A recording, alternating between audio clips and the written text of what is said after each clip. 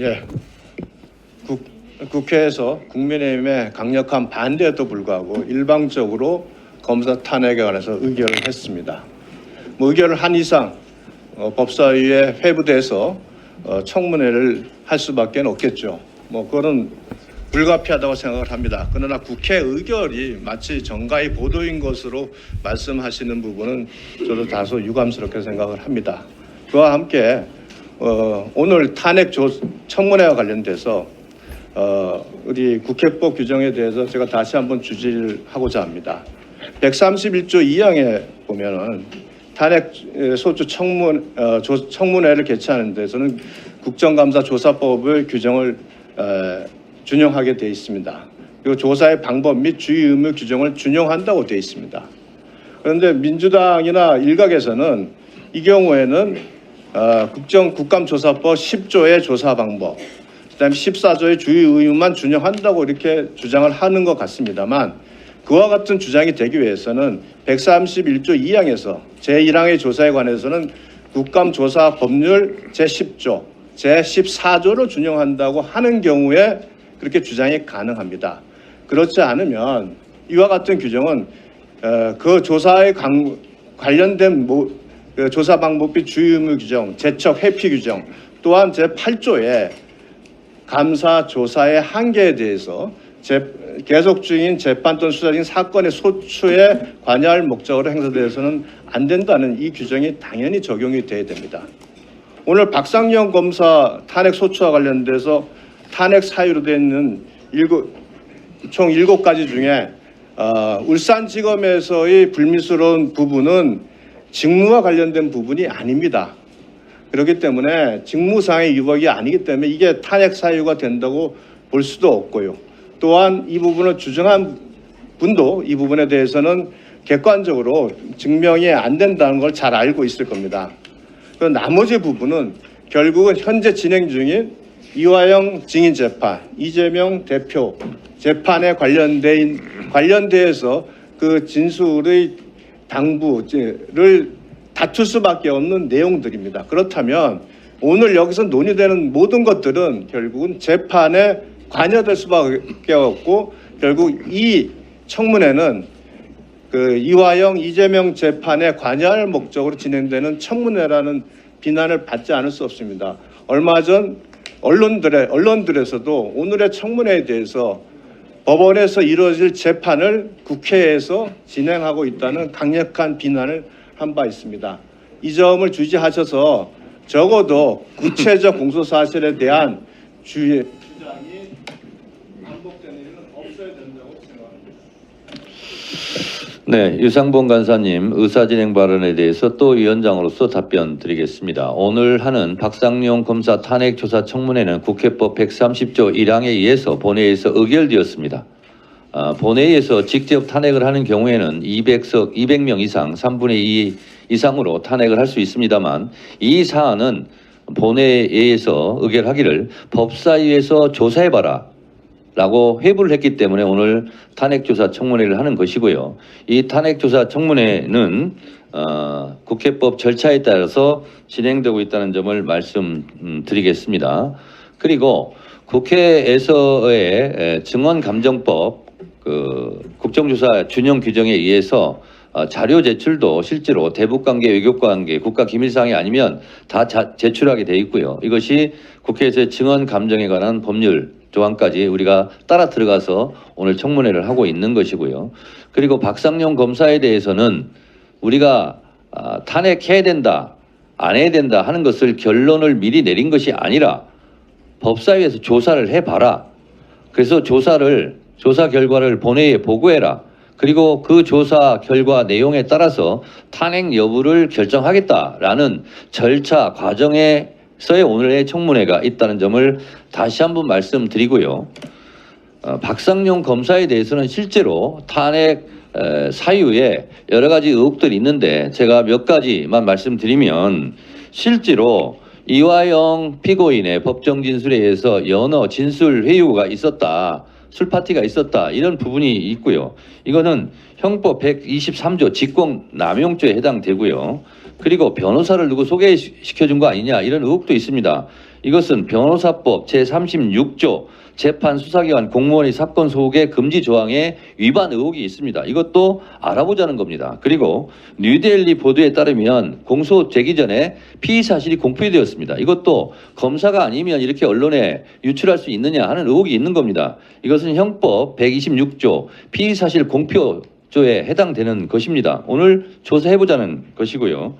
그리고 형집행법 위반도 있습니다. 형의 집행 및 수용자의 처우에 관한 법률 제41조 접견 조항을 위반했다는 의혹이 있습니다.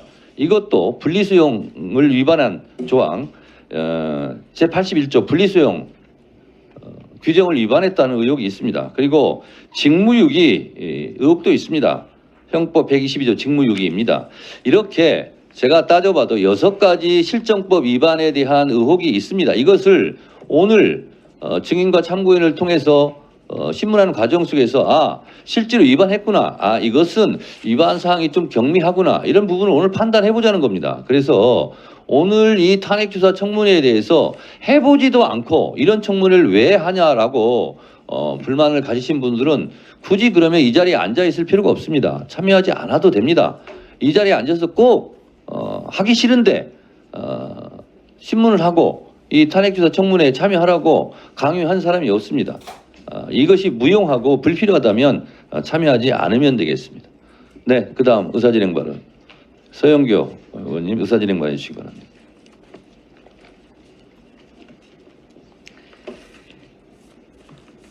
박상용 검사 탄핵 관련한 청문회입니다. 그런데 위원장님, 박상용 검사가 나오질 않습니다. 그리고 다른 검사들이 나오지 않습니다. 이화영 전 부지사를 자그만치 111번을 검찰청으로 불러낸 검사들은 나오지 않고 온갖 고통을 받고 있는 이화영이라고 하는 분이 나왔으니 세상이 거꾸로 돼도 거꾸로 된 거 아닙니까? 박상용 검사는 도대체 뭐가 무서워서 안 나오는 겁니까? 뭐를 숨기기 위해서 안 나오는 겁니까? 그래서 위원장께 요구합니다. 요청합니다. 나오게 해주십시오. 그리고 다음 국감 때 꼭 나오게 하고 안 되면 동행명령장을 발부해서 나오게 해야 합니다. 그리고 이번에 나오지 않은 것에 대해서는 국회를 무시하는 행위로 법적 조치 취해야 된다, 이렇게 이야기하고 그것을 위원장께 요구하겠습니다. 제가 이화영 증인이 재판에 나와서 이야기했습니다. 연어도 갖고 왔고 술도 갖고 왔어. 그래서 파티도 했고요. 그리고 저에게 이재명에게 보고했다고 이야기하라고 계속되는 요구가 있었습니다. 그게 김성태, 방용철, 그리고 안보수, 이화영, 그리고 쌍방울 임원들, 그리고 거기 박상용 검사도 있으면서 이런 회유와 조작이 있었습니다라고 고발을 했어요. 법정에서 진술을 했어요. 그랬더니 이 검사들이 아니라고 합니다. 그래서 우리가 그 출정 기록을 내놔라. 그래서 일부를 받았어요. 받아서 보니까 자그만치 이화영 전 지사를 111번을 검찰에서 불러냅니다. 그리고 김성태는 139번을 불러냅니다. 뭐가 두려워서 말을 막는 거예요? 제가 이야기하는 것은, 그래서 요구를 하는 건 바로 이겁니다. 이 출정 기록을 다 내놔야 합니다. 그리고 박상용 검사는 와서 자기가 몇 번을 불렀는지, 그리고 똑같은 장소에 똑같은 시간에 몇 번을 불렀는지 해야 됩니다. 제가 보여드릴게요. 이건 6월 18일입니다. 6월 18일 일요일이에요. 이화영 옥중 노트에 의하면 일요일 같은 때는 쌍방울을 시켜서 육회 비빔밥, 언어 요리 등을 먹었다, 이렇게 나와요. 이렇게 했냐라고 했더니 아니라고 했어요. 자, 여기서 잘 보세요. 저기 보세요. 제가 최초로 밝히는 겁니다. 이날 김성태는 1시 11분, 방용철 1시 11분, 이화영 1시 11분에 똑같은 시간에 출정하고 들어올 때 11시 1분에 똑같이 3시 들어옵니다. 이런 날이 하루 이틀이 아니고요. 5월에서 7월까지 10번이 넘습니다. 보세요. 똑같이 나가고 똑같이 들어옵니다. 이것은 형집행법 위반이에요. 뭐가 두려운 거예요? 뭐가 두려워? 자, 보세요. 공범이라고 하는 것을 갖고 있는 노력은 형집행법 위반이 아니에요. 자, 발언 정리해 주세요. 아, 적당히 하세요. 위원장님께 요청하는데요.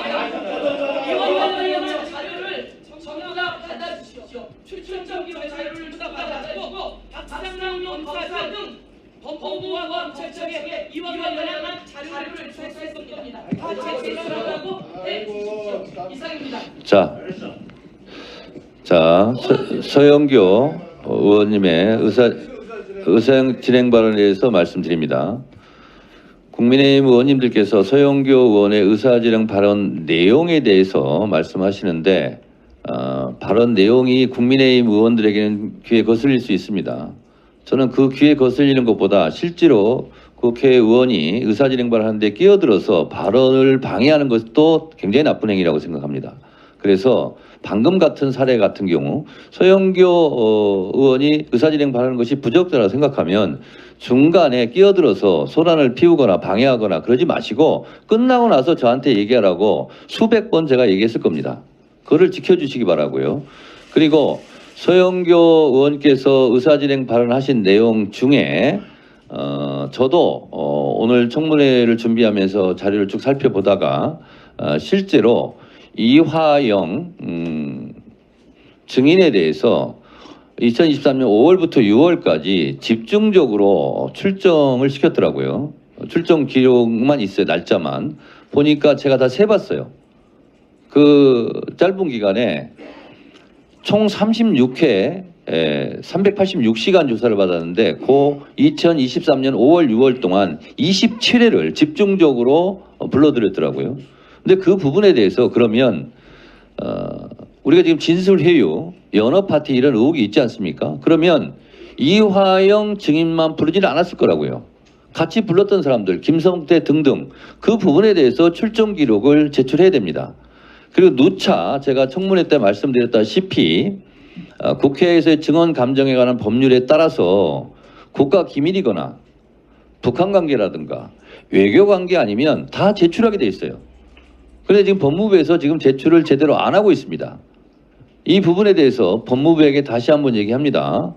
빨리 제출하세요. 지금 의원들이 의결로서 자료 제출을 한 부분에 대해서는 제출해야 됩니다. 지난번 우리가 서울구치소 갔을 때 그리고 여기에서 교정본부장을 제가 한번 꾸지람을 한 적이 있습니다. 왜냐?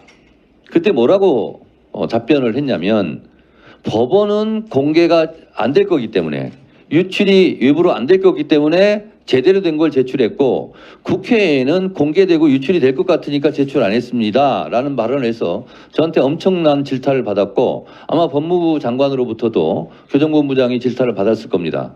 똑같은 것이 지금 반복되려고 하고 있습니다. 법무부에서는 의원들께서 출정 기록, 김성태 등등 관련인들 출정 기록을 속히 제출해 주시기 바라고 아까 제가 잠깐 빼먹고 말씀 못 드렸는데 유상범 간사님께서 재판 중인 사안에 대해서 어떻게 이렇게 청문회를 할 수 있고 신문을 할 수 있냐 법상 그것은 아니다라고 말씀드렸는데 제가 법 규정을 제 생각이 아니라 법 규정을 정확하게 말씀드리겠습니다. 이것이 국회법 해설입니다. 국회법 해설인데요. 국정감사 및 조사에 관한 법률 재판에 관련된 사항을 제가 그대로 읽어드리겠습니다. 사법권의 독립과의 관계, 일반적인 사법행정에 대한 국정감사 및 조사는 가능하지만 소송이 계속 중인 사건의 재판 내용과 관련되거나 법관의 소송 지휘, 재판 절차를 대상으로 하는 국정감사 및 조사는 인정될 수 없다. 아마 유상범 간사님은 여기까지를 강조하고 싶었는지는 모르겠습니다. 그 다음 사항이 더 중요합니다. 이와 관련하여 재판이 진행 중인 사건에 대하여 국회가 국정감사 및 조사를 할 수 없는지가 문제가 될 수 있는데 입법 취지상 국회가 독자적인 진상규명, 정치적 책임 추궁, 의정자료 수집 등의 목적으로 적법한 절차에 따라 국정감사 및 조사를 진행한다면 같은 사건에 대하여 재판이 진행되고 있다고 하더라도 다시 읽겠습니다. 재판이 진행되고 있다고 하더라도 국정감사 및 조사의 대상이 될 수 있다. 이렇게 되어 있습니다. 따라서 오늘 청문회는 아무런 문제가 없다는 말씀을 법적으로 제가 다시 한번 말씀드립니다. 다음은 의사진행 발언 박은정 의원님 해주세요. 위원장님 죄송한데 제가 의사진행 발언 도중에 잠깐 화장실 좀 갔다 오겠습니다. 네, 그렇게 하세요. 네. 네. 다녀오십니다.